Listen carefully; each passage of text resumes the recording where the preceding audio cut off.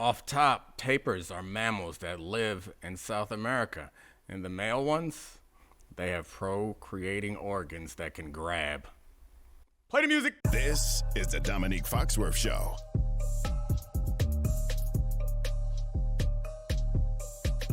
Welcome to the Domonique Foxworth Show. What's that face for, Charlie? I thought it was tapir. Is taper? I mean, the video I watched said taper. Tapir? What do you mean by grab? You're up. Oh, man, they grip and grab, man. They grip and grab. Hold on. The off top is supposed to be a weird off top, and then we get into the show. You don't get to ask questions and discuss it. That was the voice of Charlie Kravitz and first-time guest, and surprisingly not weirded out Ben Solak. I mean, you either listen to the show or you're a weirdo, because the point of the off top is to throw the guest off balance a little bit. I do listen to the show, and so I'm accustomed to the curveballs. I don't like. I don't know. When you're in media, people say things, and then you just kind of keep it trucking, and you get on to the next hit. That's kind of what it is. Boy, man, they say things, especially during commercial breaks. It gets feisty on First Take and Get Up. I had a day. Hey, welcome, guys. Welcome. Sorry, I'm on the tapir Wikipedia page, or taper, however you pronounce it. Yeah, whatever. I mean, call it. Wikipedia says taper, so we're going with taper. There you go. Oh, I mean, That 1 point for me. He does his research. Off to a rocky start, man. You have to be right about everything else because you are wrong about that one. Tough for me. So should we get into it? We actually we came into this day. We were texting about the rundown a few hours ago, and I did not think we were going to have a huge football rundown. A lot of stuff has happened today. We're taping this on Tuesday afternoon. We have trades. Football loves us. We have changes in starting quarterbacks, and I think that's where we should start because Ben wrote a little bit about the Anthony Richardson experience recently, and the Colts are benching him. Well, they aren't benching on him because the exact quote is, "We are not quitting on Anthony." They're giving him a break, a breather, which seems almost intentional after he took a play off last week, which pissed a lot of people off. This is interesting because he's been historically inaccurate, but a lot of the tape people have different takes on what's going on. And I want to ask both of you guys on your perspective on this. Do you think the Colts are handling the Anthony Richardson situation correctly? This was his 10th career start, and he's getting the hook. And that's just, I think it's just too early for a hook, right? Short of Bryce Young levels of play, which he got after 18 starts, I think it was, right? Because he missed a start in his first season. Short of like that level of just, okay, there's no silver lining here. There's no flashy points. There's nothing we can hang our hat on. Like, I just don't understand why you'd want to yank a player in whom you invested a top 5 selection 18 months ago this fast. And remember, it's not like he played his entire rookie season. He missed most of his rookie season. It's not like he was a 4-year starter in college. He was a 1-year starter of college. You should have known what bed you were getting into. You made it. You got to lie in it. But for whatever reason, we have him coming off a game where he completed 31% of his passes, but it was not his worst game, that game against the Texans. If you wanted to say, we've now seen enough in terms of quality of play that we just know there's no shot for this guy, you should have benched him after, Green Bay. You should have benched him after even that Dolphins game 2 weeks ago. There were way worse Richardson games than this one we saw here in which there were, several drops. There were touchdowns called back for penalty. I don't know. This nothing about this seems like it makes sense in a short-term perspective. And then from a long-term perspective, you're just punting on not just 24, but 25, because you're saying Joe Flacco's our guy. We're going to maybe limp into the playoffs, then we have to refigure out this quarterback situation. I don't think it's good at all. I did Mina's show, and the news dropped in the middle of Mina's show, and then I watched all of his passes from this game and the previous game in between Mina's show and taping this show, and I changed my mind. Yeah. It's like, so I think, so I changed my mind to your side, Ben. I had started to assume, and this is something that I think most people should guard against, and I normally guard against, is assuming that because somebody wears a tie that they have some good reasoning.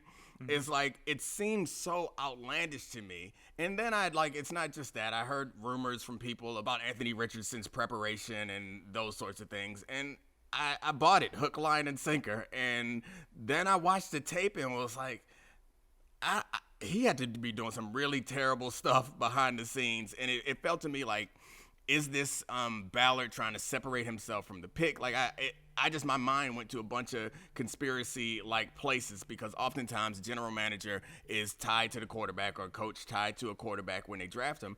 Is this what's happening? Because when you watch that game, and yeah, the numbers are the numbers, but if you're benching a guy for tapping out, that's absurd. Like, tell him don't do it again. Tell him call a run play. Move on. If you're benching a guy for not playing well or for inaccuracy, then you watch that game and see that wasn't the problem. Yeah. Like, there's so many. I can think of off the top of my head like 3 perfect deep balls. Yeah. And like the incompletions that I saw in that game were like some of them that were concerning and they jump off the page, but it's not enough compared to what, to your point, Ben, like what did you expect? Like, yeah, he has be honest, like that last game for the entire time that you've been aware of him as a football player. This is not new that, you know, he's like a 5-yard in-breaking route and he just misses it. This is not new. You should have known what you're getting into. And that last game was I felt like that was the picture of Anthony Richardson. Like, if you thought he was going to be something different, then that's on you. This is the interesting thing is I want to know how far behind schedule, or if he even is behind schedule, he actually is as a prospect. Because when he got drafted, the concept was this is one of the rawest prospects with elite special physical tools we've seen in years. That's why I know he went 4, but that's why he was rumored to be in consideration for the Lions at 5. Let him sit behind Goff for a year. Even they even thought he was going to sit behind Minshew in Indianapolis last year. And what's interesting is I feel like because he showed a few flashes in his first couple games as a rookie and had the really flashy throw in week 1 this year, we warped our expectations to think that this was going to happen a lot faster. But I don't feel like he's any different than we sort of thought he was going to be after 10 starts. I don't think he's behind schedule at all. I don't know what their schedule is, but he's probably better than I thought he was. I've never been, like, date back to Josh Allen. I've never been told guys without the proven evidence will mold him. Like, that's not the way that I approach this. So I didn't have high expectations of him. He's better than I anticipated he would be, and he is on whatever track that you could imagine that he could be on 10 games in. And I know it's his second year, but it's 10 games into his career, as Ben pointed out. Like, I can't imagine that he's off track. The one thing that I will point out, though, is generally when you draft a quarterback that's as physically gifted as him, is you're expecting that his running ability will raise your floor. And I do think the calculus on him changes if you are concerned about running him too much, because he is fragile. No matter how big and strong he is, he does get injuries. And so, like, if that was in your calculation and now you're like, we can't even do design runs with him, that does change what you can do with him. Yeah, I think the development point and, like, where is he now versus where should he have been, and he missed his first year, where could he have been if he kept his first year, is a very important one, because we want development to be linear, and it never is. Mm-hmm. We want development to have signs, and it rarely does, right? It is not the case that Richardson plays his first game in the league and it's bad, and then the second game is a little better, and the third is a little better, and the fourth, and so on and so forth. Rather, what it is you get 2 more spike plays in game 2, and you get 1 more spike play in game 3, and then maybe you eliminate 1 huge, canyon play in week 4, and we kind of, over time, we incrementally mold ourselves, and all of a sudden, like, the switch flips, and we go from, okay, like, this guy's killing us on 3rd and long, this guy's taking bad sacks too, we're sustaining drives. Like, it happens over time, but in terms of visibly, like, tangibly, in terms of how we experience it, it's always sudden. And so you say, okay, this is his 10th game. Yeah, it was worse than his 7th game, which was better than his 4th game, which was worse than his first game. It's jagged. You have to be able to ride the bumps in the road here. So I'm sorry for the audio audience. I'm not laughing at Ben's take. Ben's information is incredible, as it always is. I'm laughing at Charlie because Charlie does this thing that it's kind of like he's in a Baptist church, except he's not like a black woman with a fancy hat on. That's my fan base. Somebody, they love us and we love them. But so Ben was saying that, and I assume I know what Charlie was thinking. Were you thinking about other quarterbacks in this process, or just were you thinking about Caleb Williams? No, I was thinking about the first 8 games of Jordan Love last year, when we were frying him, and there were legit questions because he had 1 solid game his first start, and then the next 7 he did not look like an NFL starting quarterback, and that was after sitting for 3 years. And if they had pulled the plug then, it would have maybe even been justifiable from our perspective. But he turned into conservatively a top 15, top half of the league quarterback instantly, and finished the playoffs playing at like a really elite level. And stalling that development, to me, for someone as a project, just seems crazy. And it also just seems like very Coltsy, very Jim Irsay. Like, he makes wild card decisions. No shots at our beloved Handsome Jeff.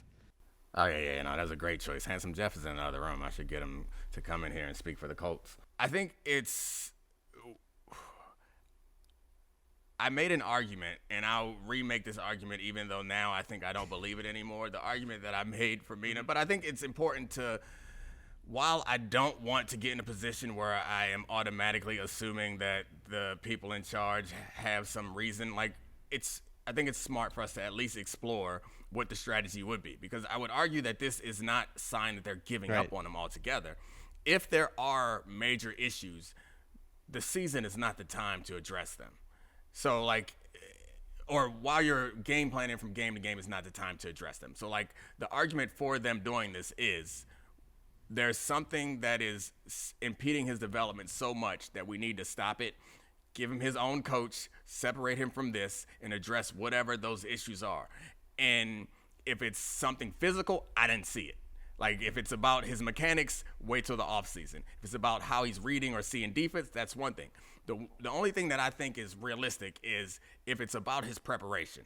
It's like, we're going to bench you because we have to get your attention and let you know that this is not the right way to prepare.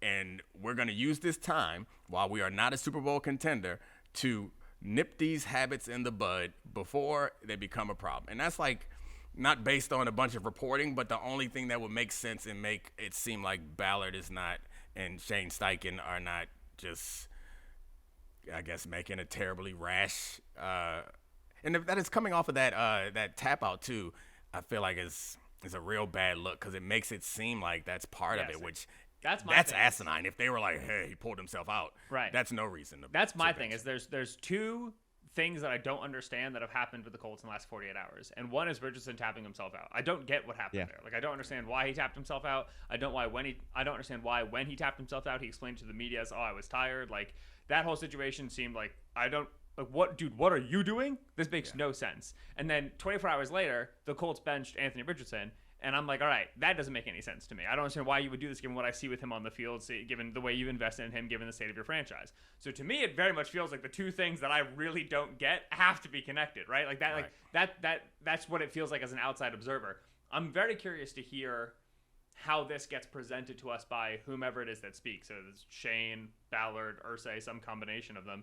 Because if it's, I've seen reporting that was like, oh, it has nothing to do with the tap out. Well, if that's the case, like you have to give me like a pretty clear understanding of how you think this is going to help him develop long term, and how like you make all the claims you want that we're invested in him. But if you tell me right now we don't know when we're going to start him again, we're just telling him to work on getting his mind right. There's nothing like specific you're communicating to him. Then I'm not sure I buy it. Yeah, but I mean I'm not sure that I would. So they don't have to give that to us. I agree with you. Like I would love to hear it, but who pops in my mind a little bit is Kyler Murray. Is like we hated how public, or at least I did. I can't speak for you, Ben, or you, Charlie, but I hated how the Cardinals put that like clause in his contract about watching film. Yeah. Like that was embarrassing and like not an effective way to go about it. So like again, this is me kind of devil's advocating, but also like putting myself, who I believe to be smart and reasonable, in that position and saying, all right, I benched him.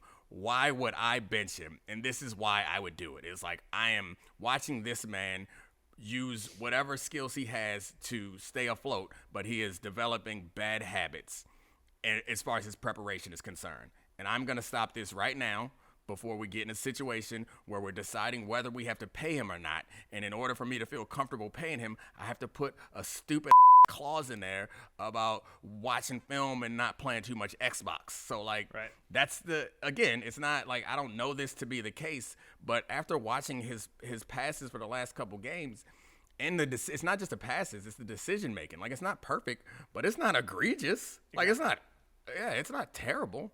It's just the numbers are there in order for them to support the decision, like the completion percentage and stuff. But again, we're watching this player who loves to throw the ball deep to receivers who can't catch it, and some of those deep passes are skewing his completion percentage, and some of them are bad, but some of them are right on target and bouncing off of people's hands. Like last week was the worst example of that, which is why this is the worst time to do this. Yeah, the objective of offense is not to complete passes. It feels like it is, but it isn't. Right. The objective of offense is move the football, score points, win games, right? Like Richardson threw a 9-ball to Adonai Mitchell on 3rd and 10 in the red zone when he could have checked it down underneath. Would have been a nice completion, probably would have been 4-3. Maybe you go for it, maybe you get it, maybe you don't. But he's trying to score points, right? Like the Colts call the 8th most vertical routes by ESPN's charting when Richardson's on the field. They call the most vertical routes by percentage of total routes when Joe Flacco's on the field. Like, don't get it twisted. Shane Steichen runs the football and has his little RPO game to, stay ahead of the sticks and whatever, but he would like to throw the ball down the field and hit explosives. That's what they do with Joe. It's what they do with Richardson.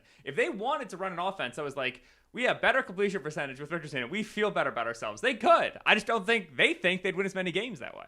That's an interesting thing. Is there something, and Domonique, this is something, if you were on a team like that, I don't know if it's a confidence thing or if it's just like getting the media off your back type of thing. Should they set up more stuff for him to succeed and not put up numbers that look as garish? Because like the names that get put next to the completion percentages like that are the Achilles Smith, the Deshaun Kaiser, and Bryce Petty's, and you see that and it's an immediate like spit take and like gasp. I don't want for us to get so far in the defending Anthony Richardson case that no, I'm saying I don't want us to get us so far in that situation that it sounds like we're saying that he's a fully developed prospect. Like the incompletions are like I would say mostly are about him, not about scheme. And the interceptions are crazy. Yeah, so that red zone one from a few weeks ago that made your brain break. Yeah. So like those things, I mean, I guess to assign blame, I think I can find enough egregiously inaccurate passes that I can marry those next to the completion percentage that you're like, oh, I get it.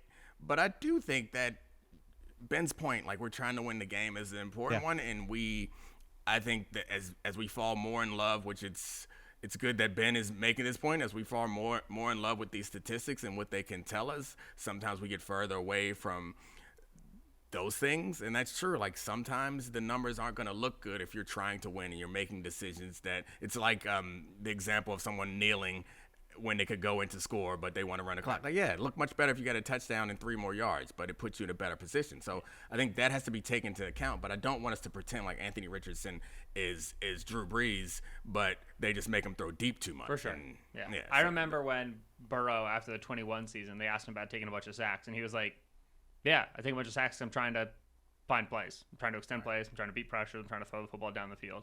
And he made the point, which was like, my goal here is not to have the lowest sack percentage. It's to, execute the plays, make plays, win the game.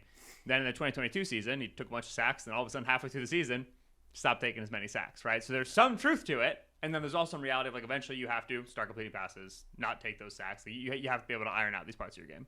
I'll go back and after this, I probably should have done this before, but I didn't know we were going to end up here. Yeah. I mean, I couldn't have. I didn't know we were going to end up here, but I'd like to take a look at Shane Steichen's, like, how often he took shots down the field with Jalen, because Jalen is also a quarterback that had accuracy issues that was considered a project, and they had a lot of success there. And so, like, I assumed when they drafted Anthony Richardson that Shane Steichen, I know Ballard was high on Anthony Richardson, but I assumed that Shane Steichen was like, oh, yeah, he's Jalen, but physically better in every single way. So, like, I can do those things. So I would assume that the offense would be the same. The other thing I'd put out there is we talk so much about the support around players, and we haven't really – I mean, I don't like the Colts receivers. Nope. And that's, like, part of it. If you're going to be an aggressive downfield offense, and that's Shane Steichen, it really helps to have Diontae and AJ. And those things matter a bunch. So some of it is on Richardson, but some of it's on Shane, and some of it's on Pittman and those guys. Because, like, to me, those guys aren't – there's not a true X on that. Adonai Mitchell, like, there's not a true X on that team to me. No. Yeah, their best receiver is like 5'9", 171 Josh Downs, in my opinion, right? And that doesn't marry super well with a guy who wants to throw the football down the field that much.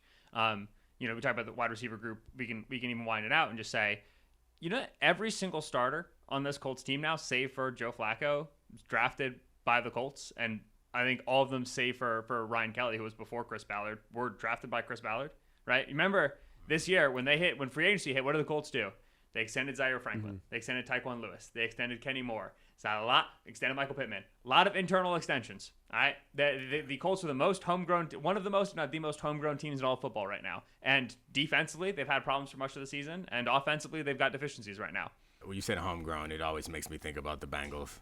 There was there was a long stretch where the Bengals only drafted guys from like the Big Ten. And they always signed them. It was like, look, we're not spending any money scouting out there. I don't know what they're doing now, but they did sell their naming rights, so they are to serious pay Joe Burrow. About so funny. Exactly. Well, they gotta sell some organs so they can pay Jamar next. Should we pivot to the AFC North now? Because there's a bit of news that came out of there, which is Diontae Johnson was traded to the Ravens today for almost nothing. It seems like they gave up a sixth in Diontae Johnson, and the Panthers are going to pay up a good portion of his contract to the Ravens for a fifth. This is a receiver that obviously wasn't going to help a Panthers team this year, but I thought could be exciting on a contender, and someone like probably the Chiefs should have gone out after. And now he's on a Ravens team that is loaded and seems like an offensive juggernaut. What do you think he does for this team? First of all, the Chiefs thing jumped out to me that you said. It's like, I get it, Diontae Johnson's gets open. My issue. Yeah, but does he? Diontae Johnson has really great separation stats because he just kind of chooses to run the routes that he wants to run, and you can do that when you very consistently catch the football and are quarterback friendly. And Diontae is not that, and so I don't know. I think a general rule of thumb is if the Pittsburgh Steelers are willing to trade you a wide receiver away, then you probably are not maybe this caliber player that we think you are.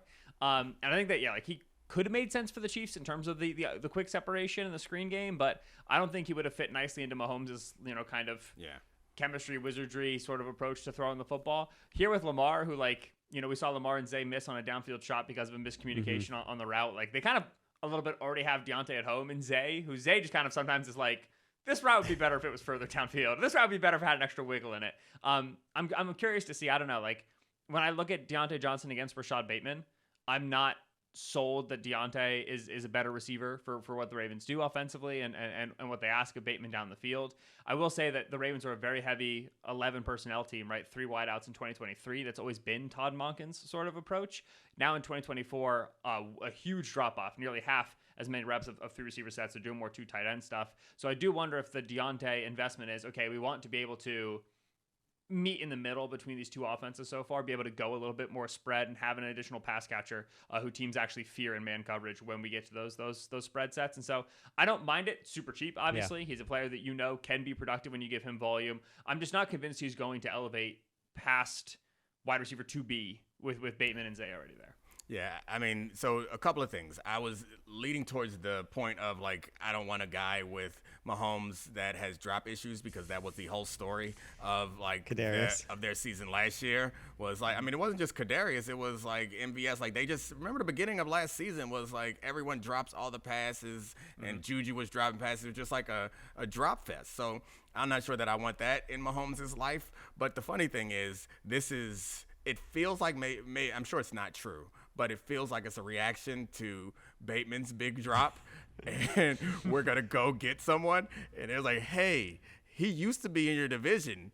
Have you seen his movies? Like, it is not going to be much better. So, like, I think it feels like the Kadarius Toney pickup to me in ways that is like, I could talk myself into getting really excited about this combination with Lamar, and it could possibly work out that way, but it also could be meh.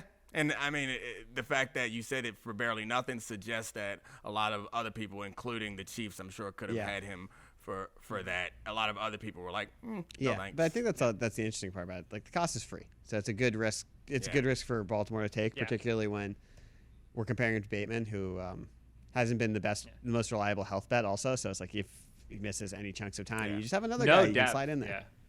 No depth in Baltimore too, right? Wide receiver 3 is Nelson Aguilar. Wide receiver 4 is Devontae Walker, the rookie. Like, and he doesn't see any snaps. Tylan Wallace as well. Like, if Zay or Bateman were to go down for them late in the season, they'd be nowhere in terms of other wide receiver options. So for the cheapness of the price, 1-year rental, I think it's classic Ravens move, right? It's just smart. It'll probably help them at some point. Well, I need the Ravens to do a non-classic Ravens move and go get a big-time pass rusher. Slide all don't go You're gonna cheap have to race on Brad Holmes there. don't go cheap on Clowney like you did last year. You just go all in and go. I don't know who. I mean, Max Crosby would be incredibly fun to watch, but that's going to cost you more picks than a smart organization would give. That's a great uniform fit too. Max Crosby would really fit in there. Yeah, he would fit in a Ravens uniform. What? No. I feel like Max Crosby in anything other than the Raiders, it's always a step down. Yeah. He was born a Raider. I can't imagine Max with 2 X's. I feel like him in a Jags jersey might be the worst look for Dolphins. Max Crosby. Dolphins. Who looks good? Yeah, Always good in a Jags jersey. Ain't nobody looks good in a Jags jersey. But can you just imagine him in the white point. and teal? It's just him. It just couldn't work. David Garrard looked great in the Jags jersey. But that was back when the Jags jerseys looked nice, good. As much as David Garrard. I was about to say, he had some real Michelin Man rib protector there. Matt Jones. You remember Matt Jones, the Arkansas quarterback that played receiver? He looked great in the Jags. I thought you said Mac Jones at first, and I was like, are we pushing for a quarterback change? Come on. No. There was a time, speaking of people who love measurables, where I saw Matt Jones running a 4.3 at 6'6", and I was like, this guy, he's going to be awesome. Drafted him on every fantasy team for 3 years. He was not awesome. All right, so we're going to dip into a couple sports cliches here. Contender or pretender? Because we are at a point in the season where there are a lot of teams that have accrued pretty solid records and are teams that we might have thought highly of before the season or didn't, but there isn't a dominant team in either conference right now in the way that there have been in years past that makes you think, oh, no, these teams don't have a chance. So I'm going to roll through a few of them with a little bit of reasoning, and you guys can say contender or pretender. First one, the 6-2 Pittsburgh Steelers, who have looked like a higher ceiling team since they've put Russell Wilson in the lineup. They're getting, I think it was on no one's bingo card they were going to get a good year out of Najee Harris, Arthur Smith, and Russell Wilson, and that defense is awesome. Contender or pretender to you guys? This is for a championship? I guess this is a good question. We should put it. Can they make a conference championship? You don't have to clarify it. You take the you got to get some more first takes in your life, some more get ups in your life, man. The point of the question is not to clarify it, is that you can make it whatever you want it to be. It is the very fact that I'm not on first take that is why I got that question in right under the bar before anyone could say anything. I mean, they are closer to contender status than they've ever been in the last 4 or 5 years, but I think they're still pretender. I do. I really like this defense. I think that they've got stars at all 3 levels. I know Patrick Queen wasn't great to start the season. I do think he's been playing better as of late. I think the defensive line is the best line in football. Love a Minka, love a Joey Porter Jr. They got guys, and they got depth too. They have so many rotational players who play well for them. But I think it's really hard for a defense to power the entire run. And if you give me what we've seen from this offense for the last 2 weeks under Russ, if you give me that for 8 total weeks, then I think maybe you can get me across the line. But man, when Russ fumbled that football, 4 minutes left on a 1-score game, scrambling, I was like, there he is. Everybody sees the moon ball and they go, oh, vintage Russ. I see the fumble and I go, oh, vintage Russ as well. And so I'm not sold that this offense is going to look this hunky dory with all these deep passes and some of the stuff behind the line of scrimmage. So I'm still pretender status, but it's better than it's been in the past with these freaking Steelers. Since you want to be Mr. Clarify Specificity, then so that means that you think they lose in the divisional round, they lose in the wild card round, because you've made it clear that Charlie said make it to a conference championship. I think that they can, if that's what contender is. Final Four for sure. Yeah. No, it's fine. Then I think they can make it to a conference championship game. I'm not saying it's probable, and.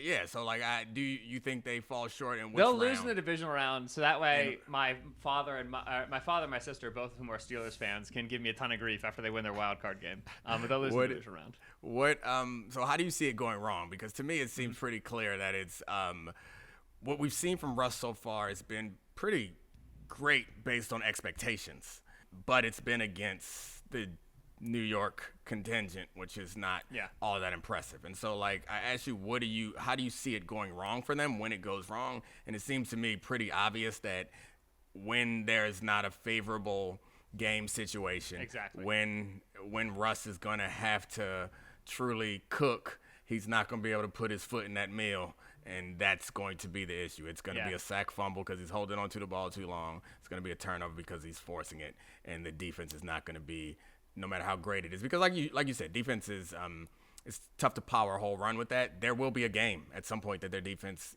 gives up 28. Yeah, especially with the caliber of quarterbacking in the AFC, right? The thing for me is when I go to find contenders, the first thing I like is stars. I like guys who can take over games, just win a game for you 4 quarters because they're better than the other dudes. Okay, TJ Watt, great. But the other thing that I look for is you need to be able to play on all different game scripts, right? What happens when you're down 14? And with the Steelers right now, they're trying out the pretty classic Russ formula. We just run the ball on first down, right? We're just trying to stay ahead of the sticks, run the ball, and that's going to get us to big play action passes on early downs.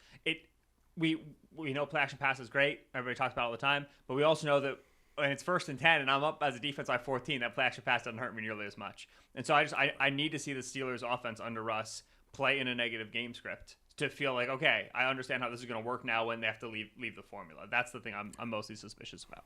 Yeah, I mean, they don't have anybody on offense that I think of like that. Like you mentioned Watt on the defensive side of the ball. Like they got a few guys in Watt and like, I mean, I guess Minka's not going to completely take the game over, but he could have a multi-interception game. It's hard to from free safety, but yeah, Porter is someone who like is really good at corner, but it just popped in my head that like if that's the contender-pretender formula, like for the Vikings, like they don't have the quarterback that you think of like that, but Justin Jefferson is absolutely that guy. Where it's like, and that was my thing with the Vikings. Like, I was getting this contender-pretender question a lot with the Vikings when they were undefeated, and my thing was, before the Lions game, Sam Darnold had attempted 3 passes while trailing all season. They were 5-0. He hadn't done it yet. It's like, okay, we have to see what this looks like when you don't get to be in your offensive rhythm, when you leave it. That Ravens-Chiefs conference championship game living in my mind of the Ravens had not been trailing by 10 in a game since 2021, right? Like if you're going to make it through the playoffs, at some point you're probably going to be losing by a couple scores, and you have to have been in that hole before, know what it feels like, and have the quarterback necessary to get out of it. Or the Justin Jefferson necessary to get out of it. Pickens is a fun fit with Russ.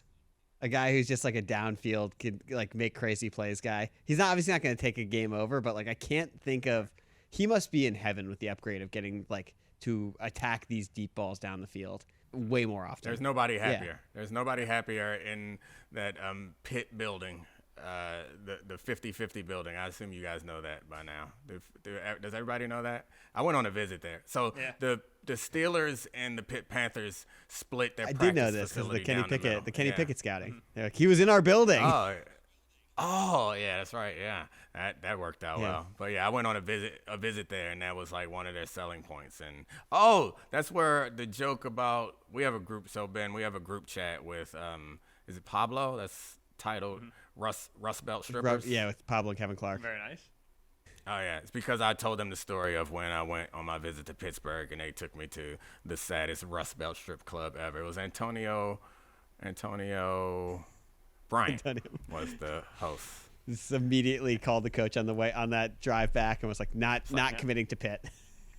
I mean, the strip club wasn't the way to get me. Like all the visits, people would take you there because I guess they thought you would be like, oh my gosh, a strip club, crazy. This is wild. Whoa, this is nuts. I'm only 17 and those are breasts. Like, nah, man, get out of here with that. Pittsburgh strip club, not a good Mad Libs, at all, bro. It was. I'll tell you about it.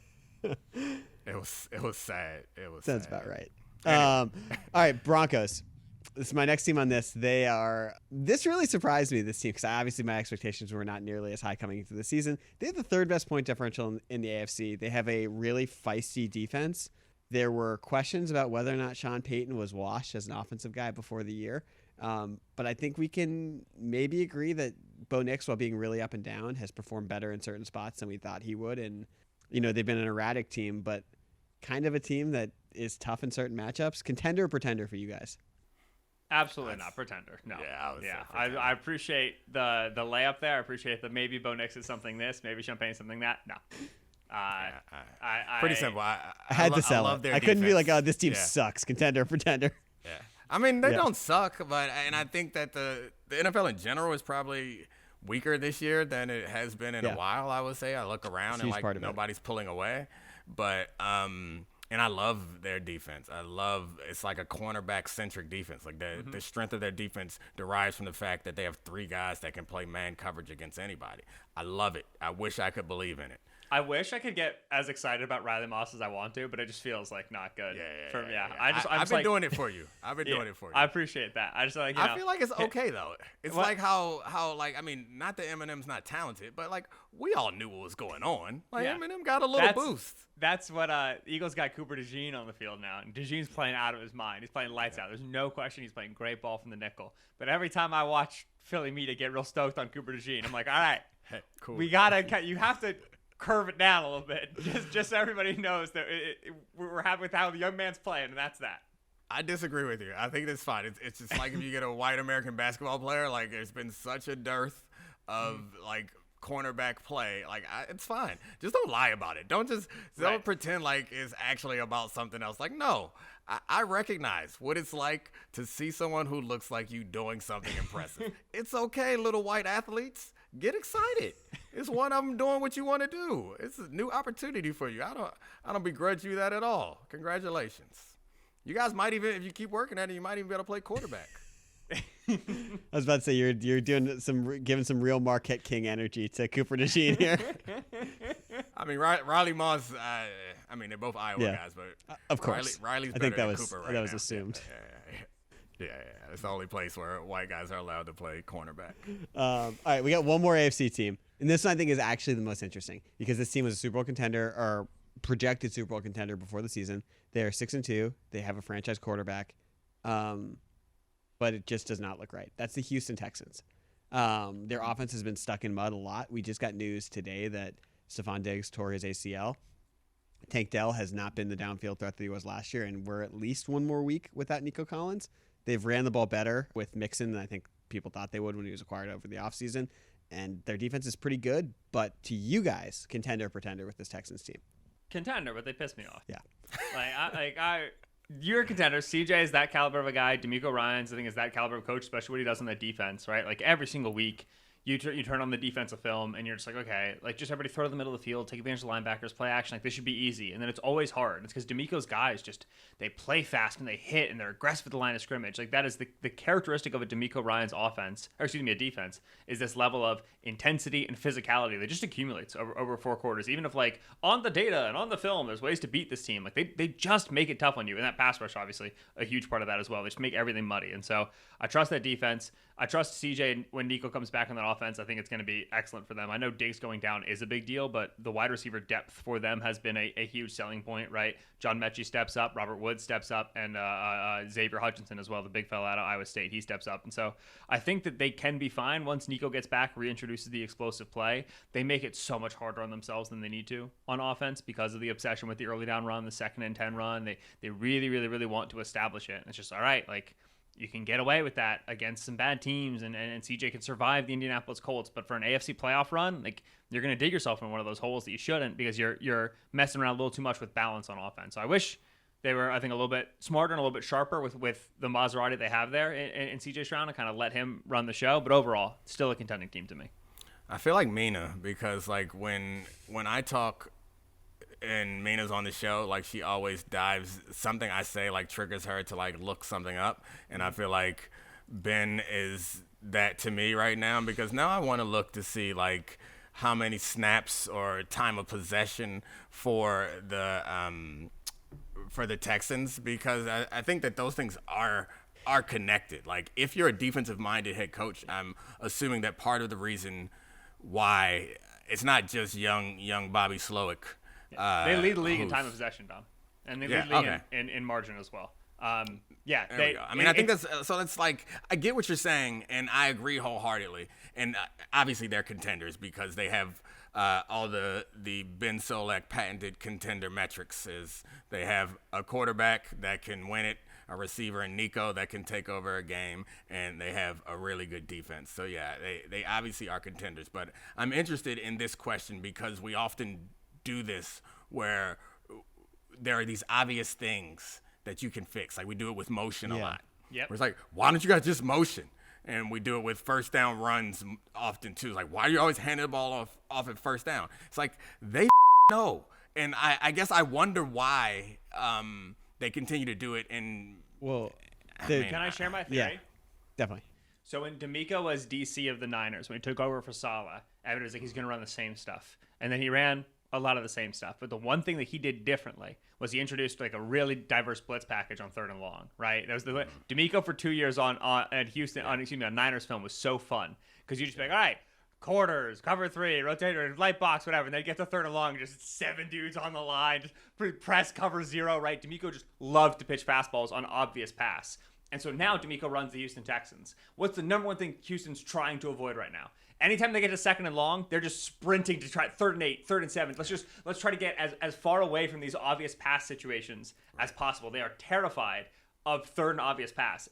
What's funny is that because of that, they actually end up in 3rd and obvious pass quite a bit. But I feel like to me it's the D'Amico Ryans thing, where it's because D'Amico as a DC knows how much he loves a 3rd and long because it allows him to get into his bag. He then on the Texans offense is saying that's the number one thing we should avoid. And I feel like that's what the issue is. And that's obviously that's if you want to talk about a tenet as a Shanahan disciple, avoiding 3rd and long is the number one tenet you think that is important to Kyle Shanahan. But I think it's interesting. Like Domonique, what do you think about offensive lines when you look at Super Bowl teams at the end of the season? They're healthy. Yes. And good. Well, 2 weeks ago, CJ Stroud had 86 yards because he was pressured on 48.3% of his dropbacks. Last week, he was pressured by the Colts on 57.5% of his dropbacks. And like to me, looking at it, it's like they're not passing on early downs because I don't think they think they can keep him upright. And that's where I look at it. I'm like this might be a bigger issue that's hard to fix in season than we realize. We got to get you a Martin Luther King fan. When I was growing up, they used to have him in all the Baptist churches, so you can wave it around when Ben says something. I mean, it's not just Ben, you but too. It's been heavy. Yeah. It's been heavy fan waving behavior out of you today. Another little thing that I thought of is like when I was preparing for teams that I would have to play against, you watch the film of them playing, and I would always watch one game of their defense, no matter who they were playing. Because I found that oftentimes, like you develop your stuff in training camp and you're developing stuff to go up against the team that you're playing against the most. And so it's techniques and blitzes and timing and strategy, like those, to Ben's point, those things you can't help but seep into the other side of the ball. So like, I think there's a bunch of interesting reasons why we're all wrong for saying stop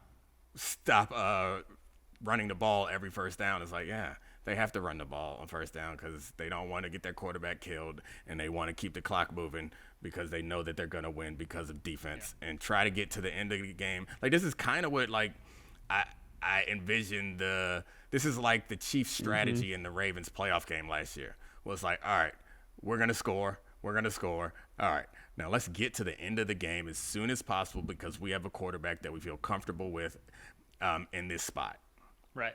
And that's the thing is I love to complain about the approach. And then the second they're up 12 on the Bills in the AFC Championship game, I'm going to be like, man, thank God they spent all this time investing in these runs and Joe Mixon and everything because all of a sudden, game state-wise, you want to have this in your bag. So I think they run to it too fast. And I think that because Stroud is as good as he is, I wish they gave him a longer leash. But I understand he's also still a second-year player. Like I understand why they kind of feel some reticence there. So it is defensible. Let Russ cook behavior. It pisses me off. Yeah, you're a let Russ cook guy, aren't you? I was, and then I became enlightened when I saw what it looked like. Then we ate the food. All right, let's move to the NFC here. We got two NFC East teams here. The first one is the Philadelphia Eagles, who I think looked the best they've looked in a while last week. Jalen looked spry, having A.J. Brown out there, even though he didn't end up catching a touchdown pass on a deep ball, which it seems like he does every week now that he's healthy. They just looked awesome with Diontae and A.J. And the defense, I mean, this is your thing, Domonique. They're really up and down, but when they're up and that offense is rolling, they look awesome. So to you guys, contender, pretender for the Eagles? Contender, I guess. I hate it. This is a big flip-flop for me because I've been calling them pretenders for a long time, but it seems their adjustments seem sustainable defensively, and that's what makes me start to believe in them a little bit more. The offensive stuff, like the offensive line is still good, even with injuries here or there. And AJ and Diontae, when they're healthy with Saquon, is going to be a problem. And Jalen Hurts is a franchise quarterback, if nothing else. He's not the superstar that we expected him to be. He's been better against the blitz this year. And the real answer to me is, even though the D-line's not taking over like I thought it was going to, the defense in general is better. And then again, you look around the conference and it's like there's the big nobody thing. Yeah. that I think is just like, I mean, it's the Lions, but they have their holes also, and they could meet the Lions in the conference championship. Yeah, and the teams that beat the Lions are the teams that can just beat man coverage, just throw outside and beat those corners. That was the case last year. It's been the case so far this year. AJ is pretty good. Yeah, he's not too bad. It's frustrating that the Eagles are contenders because it feels like they shouldn't be. It feels like the gaps are obvious enough and the deficiencies are clear enough and the blueprint to beat them is there. But you can get the Eagles, they're on offense, you're on defense. You can get the right call, you can get the right blitz, you can get the free rusher and whatever. And then AJ just mosses a guy, and their Saquon breaks a tackle, and it's a 75-yard house call. I think about the way that they won that Saints game, right? It was just like nothing was good for them for ages, and then Saquon Barkley made one play, and just, all right, like this is over, don't worry about it. The star takeover ability in Philadelphia, especially on the offensive side of the ball, is just so strong that even if you feel like they're a team with deficiencies, if you're getting ready to play them wild card weekend, you're spending the whole week like, oh man, like there's 16,000 ways that this hits the wall, right? That this goes left, and so contender. But I'm never going to feel great about backing them, and nor is any team facing them going to feel great about facing them. Yeah. Last one.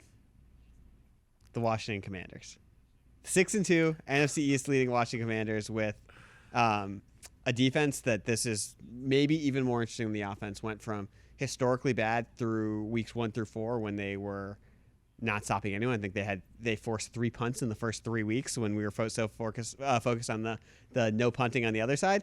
And weeks 5 through 8, they're 11th in DVOA. We know about Jaden Daniels in the offense, which has been insanely efficient at moving the ball, even though they had some red zone issues last week.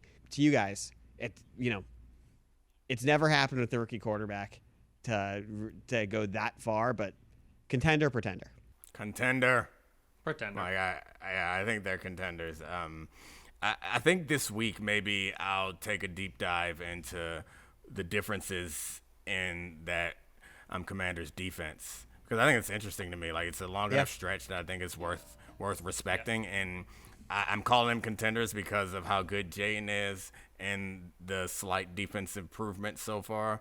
But I feel more confident if I think that the defensive improvement is sustainable, which I don't know that I'll know until I get a chance to like watch all their old tape and the most recent tape. But I still think they're contenders. It's about the competition and the game-breaking ability of the quarterback.